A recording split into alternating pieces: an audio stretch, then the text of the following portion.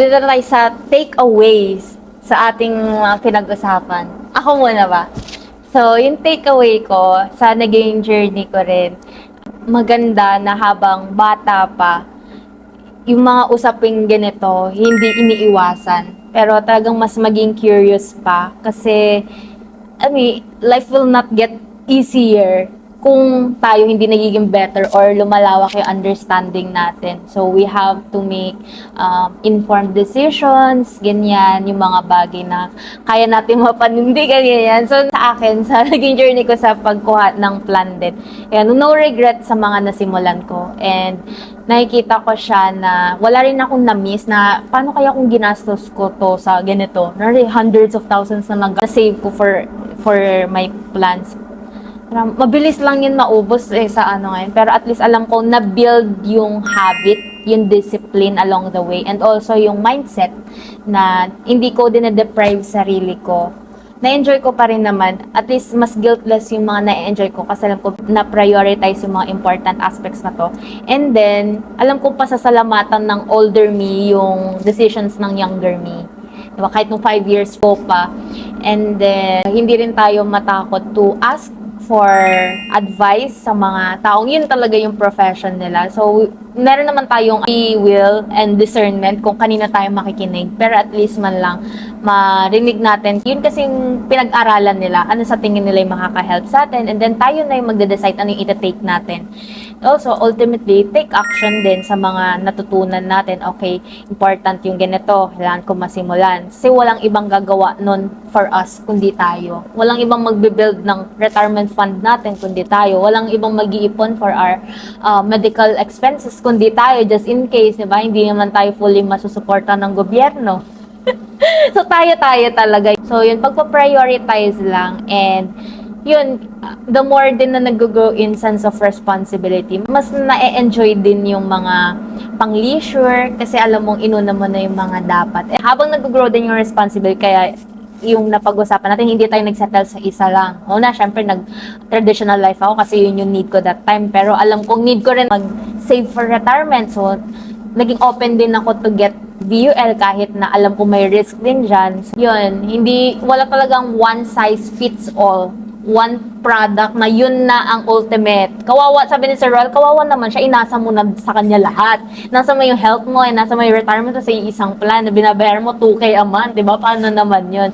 So, kaya yun, as we are able to grow ourselves, yun, nag-grow din yung mga pinagsisavean natin for the future.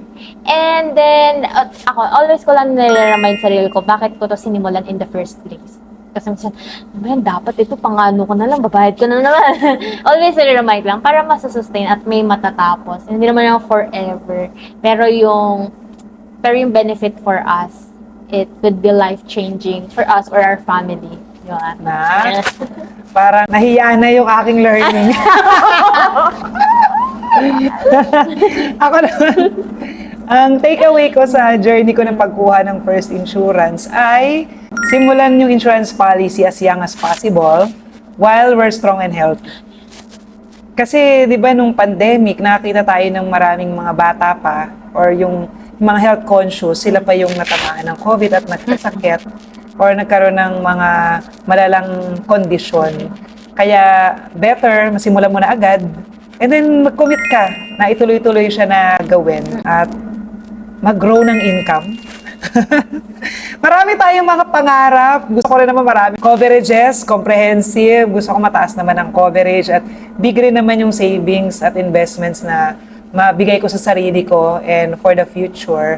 Pero, ang only way is to continuously grow myself, to learn, to apply, and then, money will just follow effortlessly. Yun yung tip sa akin nung nag-start ako eh. Kung give yourself time, focus on your growth, and money will just follow effortlessly.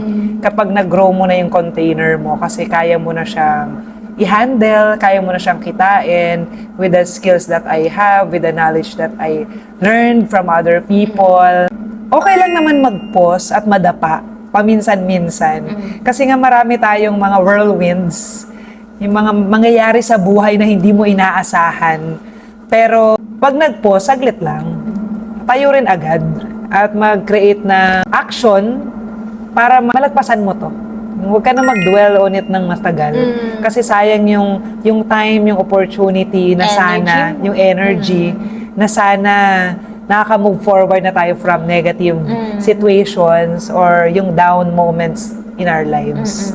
And then, continuous learning, yun yung mahalaga. Kasi, katulad ng pag-usapan natin, yung mga digital banks, hindi naman namin pinag-uusapan yan dati. Kasi hindi pa naman uso yan. Pero yung mga stocks, meron na rin yan dati. Hindi lang yung mga other platforms pa na very accessible for us now. Review ka ng finances mo at mga coverages, whether kung gusto mo twice a year or quarterly or the least once a year para ma-remind ka sa goals mo. Lahat naman ng mga goals natin attached sa finances, financial aspect. Na pag gusto mo retirement, gusto mo mag-travel, di ba lagi siyang may kalakip na magkano? Magkano ito? So para mas ma-motivate ka to earn more and to grow more, remind yourself sa why mo tsaka sa mga goal, katulad ng sinabi mo kanina. That's it for our episode this time. Kung may gusto kayo pag-usapan namin in our future episodes, let us know by commenting your thoughts. Bye!